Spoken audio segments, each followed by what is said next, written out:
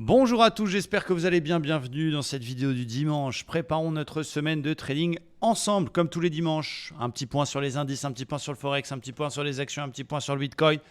Voir un petit peu ce qui s'est passé la semaine dernière et voir un petit peu les niveaux que je surveille pour la semaine prochaine, lundi et autres. C'est de l'analyse technique, ce n'est pas une boule de cristal, mais on va essayer de regarder un petit peu les choses. On a eu une catastrophe au point de vue des marchés vendredi avec le discours qui était très attendu de notre ami Jérôme Powell pendant Jackson Hole, qui est une réunion annuelle dans le fin fond des États-Unis dans lequel se réunissent les grands argentiers du monde, économistes, banquiers centraux, etc. C'est quelque chose d'assez traditionnel. Alors, c'est pas une blague, hein, ils font des barbecues, ils font des trucs comme ça, c'est ce qu'on avait pu lire sur Investir vendredi. Et donc, ce qui était à craindre est arrivé. Moi, j'ai absolument pas tradé vendredi, j'ai pas joué cet événement-là. Bravo à ceux qui ont pu vendre et qui ont pu rentrer là-dedans. Voilà, on vous a mis en garde toute la semaine. Je vous dis attention, attention, attention. Ça ne veut pas dire que j'avais forcément vu la baisse, mais ce que je savais, c'est qu'il y allait avoir un gros mouvement dans un sens comme dans un autre, puisque c'est ce qui est au cœur de l'actualité du marché depuis plusieurs semaines, voire plusieurs mois. La Fed, la Fed, la Fed, la Banque centrale américaine, l'inflation partout dans le monde, les banques centrales qui sont obligées d'agir, qui sont obligées de monter les taux d'intérêt. Et donc les investisseurs avait conclu que finalement la Fed ne serait pas si agressive que ça. Et c'est pour ça qu'on avait eu un rebond assez intéressant. Quand vous regardez rapidement le Standard & Poor's, qu'on va mettre sur notre écran, on a vu un joli rebond quand même, initié fin juin. Et là, malheureusement, le discours de Powell, c'est « je veux combattre l'inflation, je veux mon objectif d'inflation de 2% alors qu'il est autour des 8%. Et du coup, en gros, je serai dur avec les marchés, je serai dur avec les taux. » C'est la même chose. Et voilà. Donc, il y a eu un sell-off. C'est quand même des baisses assez importantes. C'est rare d'avoir des baisses comme ça. Moins 4,07 du côté du Nasdaq, moins 3,37 du côté du Standard & Poor's. Impressionnant, impressionnant. Donc là, on va voir ce qui va se passer la semaine prochaine. Mais ça devait dicter un petit peu les prochains jours. Et donc, voilà, on va voir. Évidemment, je passe vendeur avec des épaules, tête-épaule qui se valident, etc. Voilà, j'ai été prudent de ne pas trader cette news. J'ai été prudent de ne pas acheter trop de titres, même s'il y avait des opportunités, parce que cet événement pouvait tout changer. Et je suis quand même assez content. Semaine dernière, je ne fais pas une semaine de ouf. Je suis même une semaine en léger rouge, je vous dis la vérité. J'ai perdu 1%. Voilà, j'ai raté pas mal de trucs qui sont passés BE, qui sont été faire les TP derrière. J'ai peut-être pas été non plus suffisamment sélectif. La semaine d'avant, j'ai fait plus 3,5. Quand ça perd, je vous le dis aussi, j'ai fait moins 1. Voilà, je suis un peu déçu de ma semaine dernière, même si au final, voilà, j'aurais pu mieux faire, bien sûr. C'est pas catastrophique. Et on continue. D'ailleurs, je vous le dis aussi, le premier mois de My Forex Fund s'est terminé. Je n'ai pas réussi à avoir les 200 000 300 000. J'ai évidemment une prolongation, puisque j'ai fini quand même positif, mais je ne les ai pas eu du premier coup du premier mois. Donc je vous le dis aussi, parce que c'est important de tout dire. Je vous ferai une vidéo à ce sujet-là, ne vous inquiétez pas. Et donc je continue, j'ai un mois de plus, parce que vous savez que sur My Forex Fund et même FTMO, vous avez une prolongation si vous terminez positif, mais que vous n'avez pas enfreint les règles. Eh bien on verra si ce sera suffisant pour les obtenir. En tout cas, voilà, pas très content de ma semaine, mais pas trop déçu non plus. J'ai quand même été assez systématique. Il y a 2-3 trucs, par exemple, un W c'est pas un trade qui fait la semaine, bien sûr, mais quand je vois ce genre de choses, je suis un petit peu dégoûté parce que c'était jeudi. C'était pas vendredi, c'était jeudi. Il y avait un petit W, typiquement le genre de truc qui m'énerve un peu. Petit W ici, M5 un petit peu tordu avec cassure des 33 000 en même temps. Je voulais acheter, on était sorti de l'OPR, mon objectif c'était les plus hauts ici et j'avais passé l'ordre, on l'a fait en direct avec les abonnés. J'ai mis mon ordre à 33 000 et mon stop était sous la bougie qui casse l'OPR. Et mon objectif était les plus hauts. Ça, c'était passé, les ordres étaient passés. Donc vous voyez, ce genre de trade, c'est énervant parce que il ne se déclenche pas pour 3 points et derrière, il va faire le TP, puis impossible de rentrer dedans. Là-dessus, j'aurais fait un super trade. Donc là, la semaine a été un peu chiante, a été un peu comme ça, avec 2-3 trades où je me suis aussi trompé, on va le dire. Où des fois, tu achètes, ça baisse, tu vends, ça monte, c'est comme ça. Donc voilà, on va essayer de faire une bonne semaine prochaine. En tout cas, on va tout faire pour. Et c'est cool, voilà, pour un peu résumer les choses. Pour ceux qui demandent au niveau de l'école, j'ai aussi eu pas mal de questions par rapport à Livestream Trader. En effet, on va changer un petit peu les formules en septembre. C'est-à-dire que vous allez avoir une formule globale qui comprend tout, les alertes, les lives du matin, les lives de l'après-midi, l'accès au Discord, la formation, les coachings. On a même une coach mentale qui nous rejoint à partir de cette semaine pour encadrer encore plus les membres de l'école. Donc voilà, par rapport aux questions, j'en parle souvent, mais on va faire une seule offre qui va donc regrouper les deux qui sont actuels. Donc soit vous attendez septembre pour avoir une seule offre, dans tous les cas ce sera à vie, soit vous êtes un peu plus malin et vous dites ouais, moi ce qui m'intéresse c'est le matin ou ce qui m'intéresse c'est l'après-midi, et bam, vous allez sur le site et vous nous rejoignez dès maintenant. On va commencer un petit peu du côté des indices, les amis. J'espère que vous m'entendez bien, hein. J'ai mis un petit pop, vous avez vu, on voit moins mon visage, ça je sais pas si c'est un point négatif, mais en tout cas j'ai mis un pop pour éviter les bruits, mais du coup voilà, vous me direz dans les commentaires au passage si ça fonctionne bien. On va commencer par le Dow Jones, mais je fais un point rapidement sur le Standard & Poor's. Aïe aïe aïe aïe aïe aïe aïe. Aïe aïe aïe aïe aïe aïe. Elle est quand même très très jolie, cette épaule tête épaule qu'on avait vue en 4 heures. Évidemment très difficile de rentrer sur l'accélération. Le but du trading c'est pas de faire des points à tous les coups. C'est pas de faire du point coûte que coûte, c'est pas de rentrer parce que tu vois que ça baisse. Évidemment, c'est frustrant. Moi, vendredi, quand j'ai vu baisser, je dis putain, mais il faut que je rentre là-dedans, il faut que j'arrive à trouver un point d'entrée. Évidemment, surtout pas acheter le couteau qui tombe, mais j'ai failli prendre un petit drapeau de minute, mais c'était un peu joueur. Et puis, j'ai pas réussi à rentrer là-dedans. Donc, c'était un petit peu frustrant parce qu'on avait bien vu l'épaule tête-épaule. Mais bon, voilà, c'est comme ça. Et du coup, elle est validée. Donc, la théorie nous envoie le Standard & Poor's à 3009, qui est une zone intéressante, qui est une zone un petit peu polarité, là ici, qui a été travaillée plusieurs fois, résistance, support. La grande question, évidemment, c'est est-ce que ça va y aller en direct ou est-ce qu'il va y avoir un rebond technique d'abord ? Je pense quand même qu'on va avoir un petit rebond technique parce que le marché il peut risquer de tenter des achats à bon compte. Ce serait génial de venir rechercher l'ancien support ici qui est à peu près la ligne de coup des 4100, 4120. Ça, ce sera aux petits oignons. Alors ça se passe jamais comme dans les livres, bien sûr, mais ce serait cool de le voir faire un petit rebondinet pour essayer de le shorter sur la ligne de coup à peu près vers 4100 pour aller chercher cette zone-là. Donc on peut se servir de cette épaule tête épaule, non pas forcément pour la travailler en direct parce que ça fait des stops très larges, on a presque la même du côté du Dow Jones. Donc vous voyez, imaginez, vous rentrez sur la ligne de coup, on va chercher la hauteur de la tête, ça nous donne quoi ça nous donne à peu près 31 200. Tu peux pas tenir un trade comme ça, il va pas y aller dans la journée déjà, et tu peux pas prendre un trade avec 600 points de perte, tu as une taille de position ridicule, mais on va s'en servir pour essayer de rentrer dans des trades plus petits avec des plus petits stops dans le sens du flux, dans le sens de la tendance, et c'est ça qui va être intéressant. D'ailleurs, j'en profite par rapport à l'école. Là, je viens de terminer, j'ai fait un backtest complet de toutes les réintégrations d'OPR pour ceux qui connaissent sur le Dow Jones depuis le mois de juin, voir les réintégrations, combien il y en a eu, celles qui ont été dans le sens du flux M5, celles qui ont été dans le sens du flux H1, les probabilités, les résultats. Donc c'était très très intéressant et ça permet, c'est bien profiter de votre dimanche pour revoir un peu vos trades. Moi je fais un journal, on le fait ensemble le vendredi, mais c'est un conseil que je vous donne. Mettez-vous un journal de trading, revoyez vos trades. Est-ce que là je suis bien rentré? Est-ce que là je suis mal rentré? Est-ce que c'était un 5 étoiles? Est-ce que c'était un trade de merde? Est-ce que j'ai tenu jusqu'au bout, etc., etc. C'est ce que je fais moi un petit peu le dimanche d'ailleurs avant de vous préparer cette émission-là. Donc du côté du Dow Jones, évidemment, quand on voit la bougie de vendredi, difficile de rester acheteur là-dedans, hein. On casse la moyenne mobile 50, on casse la moyenne mobile 20, la 20 est baissière, on valide une ETE. Bon, voilà. Après, on va voir ce qui va se passer. Il y a un support oblique qui arrive, qui n'est pas très très loin vers les 32 000.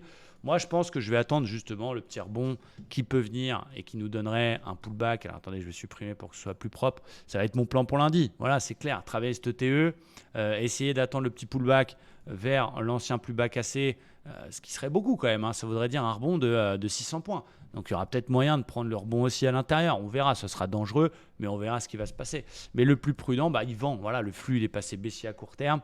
Il vend sur des rebonds techniques, pas à l'open. Peut-être autour, ce serait le plus safe vers les 750. Maintenant, s'il va à 750, ça veut dire qu'il remonte de 600 points. Il y aura peut-être moyen de l'acheter. Il y aura peut-être une divergence haussière très très dangereuse d'acheter ce marché qui est passé en flux baissier. Mais voilà, il faut aussi trader ce qu'on voit. Donc on va dire que très dangereux. Essayer de travailler un rebond technique parce qu'on est en surachat de partout, parce que le mouvement il est quand même exagéré. Et en cas de signal, attention, là il n'y a pas de signal technique pour l'instant. Regardez, les bébés, elles sont très très écartées. J'allais dire une bêtise, mais en tout cas il n'y a pas de signal de retournement. Mais si on a une diff, si on a un avalement confirmé, si on a quelque chose, on va dire que les plus joueurs et les plus expérimentés qui ont compris le RR et qui ne sont pas, on va dire, en PLS parce qu'ils perdent un trade pourront le tenter. Le plus prudent, il va se dire ok, ça dégueule, c'est pas bon ce qu'a dit la Fed, les flux sont passés vendeurs, Voilà, je vais attendre un petit rebond technique et c'est ce que je conseille aux particuliers qui débutent, de ne pas essayer de mettre à contre-tendance. Voilà, moi je vais surveiller la zone 750. On va essayer, s'il y a un vrai rebond, d'essayer de le travailler un petit peu. Mais bon, ça va être, attraper un couteau qui tombe, c'est pas bon. Donc s'il y a un rebond, vous avez le droit de rester tranquille et d'attendre de voir ce qui va se passer sur cette zone 750. Et puis si on continue de partir à la baisse, si on casse les plus bas de vendredi, puis que ça continue à dégueuler, et puis qu'on a l'après-midi une belle cassure d'OPR, bien on essaiera de travailler le sens du flux tout simplement. Donc priorité quand même aux ventes vu la gueule du marché. Et voilà, attention, j'imagine que vendredi, moi je suis quand même content de rien avoir fait, même si je suis frustré de pas pouvoir rentrer là-dedans. Bravo, d'ailleurs, il y a certains de nos abonnés, il fallait être un petit peu foufou, mais qui ont shorté sur la bulle apesanteur ici. J'ai pas osé le faire, je vous avoue. Au final, mon sentiment de frustration, il est quand même serein, puisque j'imagine qu'il y en a plein qui ont essayé de payer en mode c'est beaucoup tombé, ça peut que rebondir, j'achète. Et là, j'ai peur que vendredi, il y ait des comptes qui aient pris cher. Donc, flux baissier, priorité aux ventes. On va voir. Peut-être tenter un rebond vraiment s'il y a le super signal, mais c'est hyper dangereux. Et puis du coup, cassure des plus bas, cassure d'OPR par le bas, on continue à vendre. Petit rebond technique, on voit ce qui se passe. Rebond important, est-ce qu'on pourra rentrer dedans? C'est moins sûr. Et puis on va essayer de travailler le pullback sur la ligne de coup de l'ETE qui est scolaire. Et donc voilà, on sait bien que c'est jamais comme dans les bouquins, mais on ne sait jamais. Elle peut très très bien fonctionner. Je surveillerai quand même par acquis de conscience l'ancien plus bas, autour un petit peu en dessous les 400, parce que si on voit un rebond et si on voit que ça bloque sur cette zone-là, ça peut être aussi une petite zone de short qui peut se tenter. Donc on va dire idéal 800, 750, 800, à surveiller 360, 400 et puis cassure des plus bas. Voilà. Et tout ça mis de côté si jamais j'ai le top signal, la divergence M15, l'avalement confirmé, le W, etc., etc. Mais plus de chances de suivre le flux. Du côté du DAX, c'est un petit peu pareil. C'est comme j'ai l'habitude de le dire, c'est des glaces. Même si on se base vraiment sur l'analyse technique, on arrive sur un support. C'est quand même un niveau qui a fait support, et qui pour l'instant tient, un niveau qui a été très très attaqué du côté des 12 800, 830, et donc on est dessus. Alors, c'est toujours lourd du fion, on est quand même, c'est moche, clairement. Si je prends le dernier rebond technique, ici, d'ailleurs il y avait le joli W, si on prend le dernier rebond technique, il a cassé 61,8, donc la théorie nous dit que ça devrait continuer à baisser pour aller au moins rechercher les plus bas par ici vers 12 500 points. Mais il y a ce support hebdo. Donc j'ai hâte de voir ce qui va se passer à l'Open Europe, on va dire cette nuit, voire plutôt demain matin. Mais évidemment, dans les conditions actuelles, je vais aussi privilégier plutôt les shorts.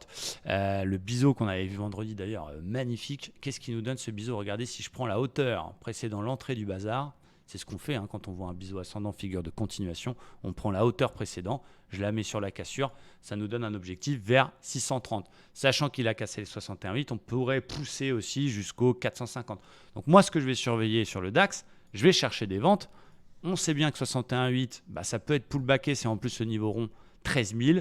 On va essayer d'être scolaire, on va essayer de travailler ça, et essayer de travailler une vente sur rebond technique, un peu comme sur le dos, même si c'est un petit peu plus proche. Alors il peut exagérer, il peut venir chatouiller l'oblique qui est ici, mais tant qu'il va rester là sous l'oblique que je viens de tracer, et tant qu'il sera en flux baissier, je ne vais pas essayer de l'acheter, même s'il y a un rebond et que ce sera tentant. Là, on va vraiment être un peu moins joueur que sur le dos, parce que le dos, il peut rebondir de 200, 300 points. Il y a moyen, peut-être, s'il y a un signal. Le DAX, c'est un suiveur. Donc voilà, je vais vraiment suivre le flux et donc surveiller 61,8, 13 000, voire un pullback un peu exagéré sur 80 qui devient une zone de vente intéressante pour aller rechercher les 100%. Maintenant, l'avenir nous le dira. Est-ce que ça va se passer comme ça au niveau des indices? Est-ce que ça va être si simple que nos plans? Je n'en sais rien. Je regarde un petit peu le gold pour cette première partie du live. Donc le gold qui revient, donc qui évidemment qui a pris cher aussi vendredi. Tout a pris cher. Le bitcoin, le gold, même ma grand-mère elle a pris cher. Non, je blague, mais en tout cas, tout le monde a pris cher. Respect, mamie d'ailleurs, si tu regardes cette vidéo. On l'appelait des fois en live, elle s'appelle Mireille. Et quand il nous manquait le petit coup de chance, on l'appelait la chatte à Mireille, vous connaissez l'expression. Et donc, elle nous a beaucoup aidé il y a quelques années sur les marchés. Donc, gros respect à Mireille. Quoi qu'il en soit, 1720, c'est le support que j'attends pour retenter un achat un petit peu plus bas.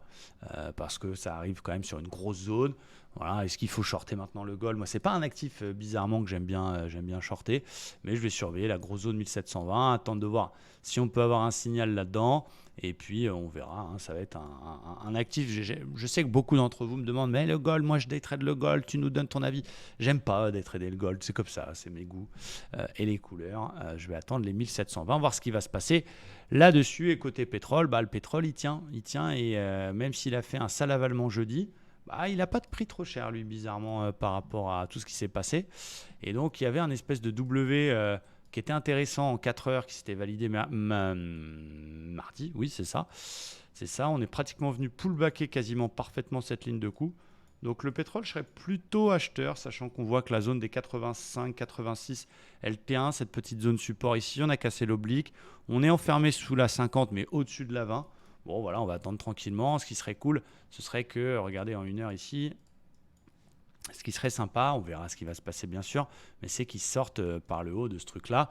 Et donc, je vais le surveiller, peut-être pour un day trade, là pour le coup, ou en tout cas un swing. S'il arrive à péter les 93, je peux acheter le pétrole pour essayer d'aller rechercher, voilà, pourquoi pas déjà à court terme 96, et pourquoi pas plus si affinité avec la zone 100 chiffre rond. Voilà, c'est un peu mon plan sur le pétrole. S'il pète ici le plus haut, je peux le payer pour aller chercher une figure entre guillemets de continuation et les 100 $. Le Forex, petit point sur le Forex, j'ai pas été très bon, hein. Ma performance de la semaine dernière, j'ai pris des beaux setups pourtant, j'ai pris 2 setups la semaine dernière, j'ai pris le CAD JPY, donc il y avait eu une cassure de 61,8 de toute la baisse ici. Et je me suis fait BE, je suis passé break-even avant le discours de Powell parce qu'on ne sait jamais ce qui se passe. D'ailleurs, on voit qu'il tient le niveau auquel j'avais acheté. Mais c'est pas parti comme je voulais. Et j'avais pris une magnifique épaule tête-épaule. Franchement, je la reprends tous les jours, celle-là. Donc c'est ça, c'est important aussi à se dire, quand tu prends un stop-loss, est-ce que ce que tu as fait est techniquement juste? Après, tu as raison, tu n'as pas raison. Si tu avais un bon RR au-dessus de 2, là c'était 3.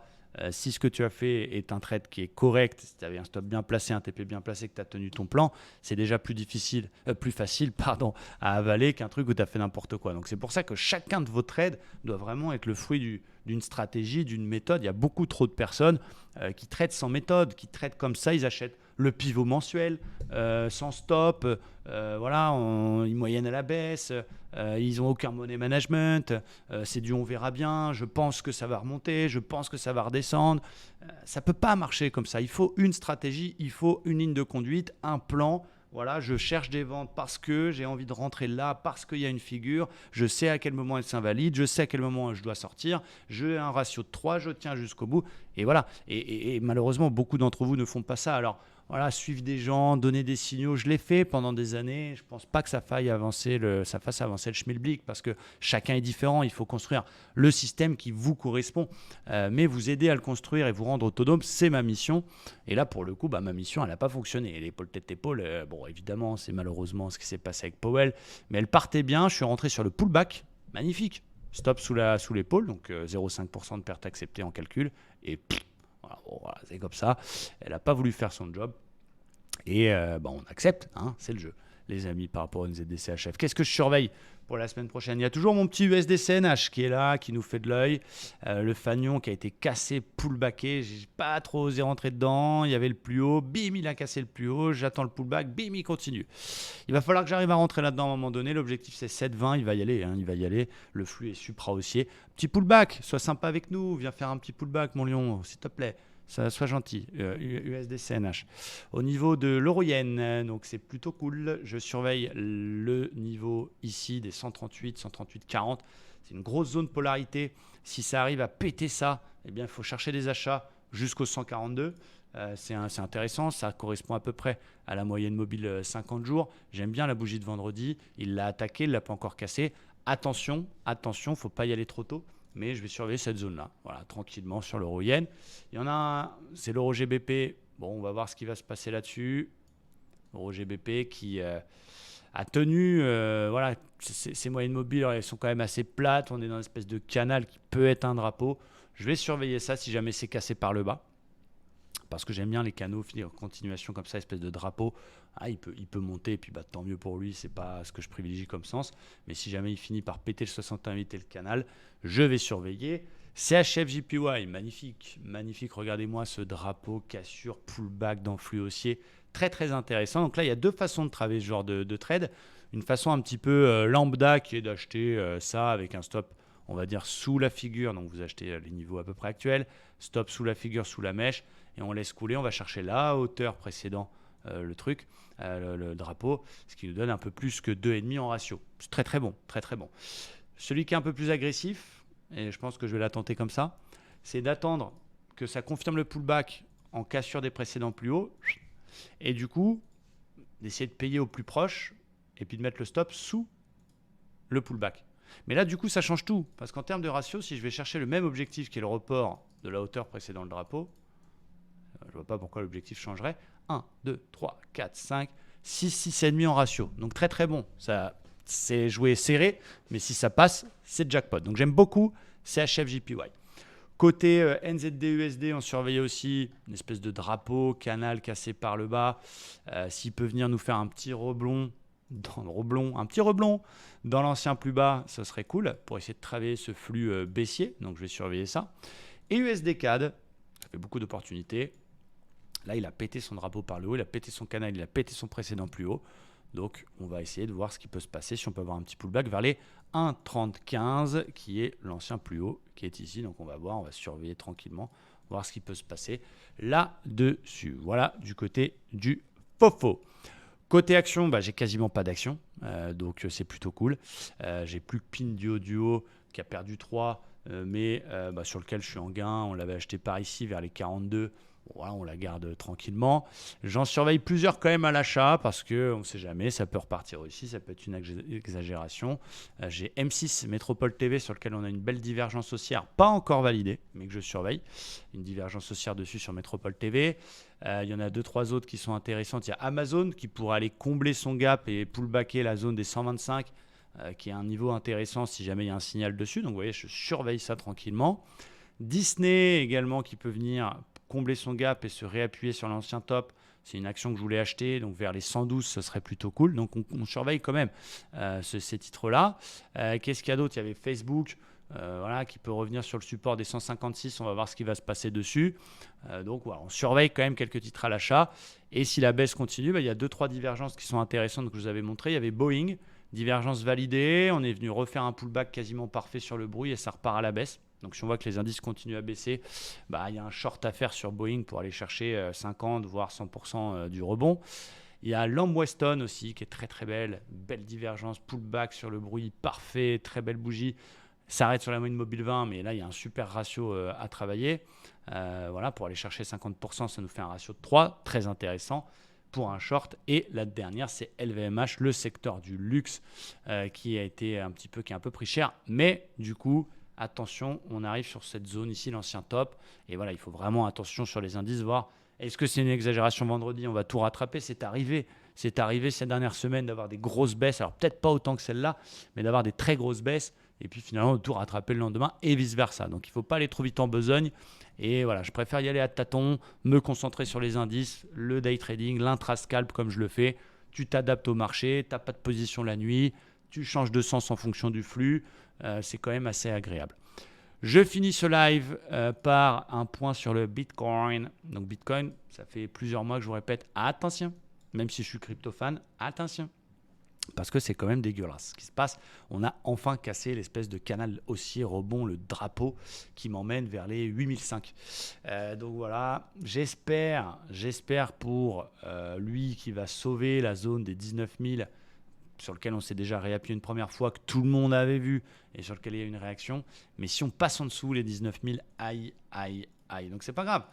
Ce sera une opportunité d'en acheter beaucoup plus bas. Moi, ça fait quelques mois que je répète, voilà, un peu moins de 10 000 qui est ce support oblique très long terme. 10 000, 8 009, 9 000, c'est à peu près la même zone qui est la zone qui m'intéresse. Est-ce qu'il va y aller ? Là, il y a juste sous ses fesses la zone 19. Il ne faut absolument pas qu'il la casse parce que ça serait dramatique. Le fait qu'il ait cassé le canal par le bas, ce drapeau, me dit quand même que ça va y aller. Mais bon, je ne suis pas devin, donc on va faire attention à cette zone 19. Par contre, si ça repète les 19, voilà, il y aura même un petit short à faire sur le BTC pour aller chercher les 8,5, 9. Parce que je pense que ça va y aller si je vous donne vraiment ma conviction. Après, tant pis si je me trompe, mais à mon avis, ça y va. Voilà pour cette émission du dimanche. Ça fait 25 minutes qu'on est ensemble. J'espère que ça vous a plu. Voilà, vous avez vu, mes cheveux repoussent un peu. Hein. Je suis content, je retrouve voilà, mon identité capillaire. C'était cool cette expérience cheveux rasés, mais bon, ça ne me va pas. On va rester sur du cheveu normal. Et puis voilà, toujours à Dubaï, tout va bien. D'ailleurs, je vous prépare pas mal de vidéos pour la rentrée. J'ai un séminaire qui a lieu fin septembre, qui est full. Ils sont 16 au séminaire. Imaginez le bordel que ça va être. Et surtout, il y a un membre de mon équipe qui s'appelle Mathieu qui va venir filmer tout ça. On va en profiter pour faire plein d'activités. Je vais en profiter pour vous faire plein de vidéos. J'ai eu une vidéo pourquoi tu es à Dubaï, pour vraiment vous dire ce que j'en pense, le point positif, le point négatif par rapport à Andorre, etc. Une vidéo, je vais vous préparer aussi une journée type dans ma peau. Voilà, comment j'organise mes journées, comment ça se passe, quelle est ma routine. Donc voilà, je vous prépare pas mal de contenu pour la rentrée. Donc j'espère que ça va vous plaire. Et merci à tous. Très bon dimanche soir. Et puis à très vite sur les marchés. Ciao!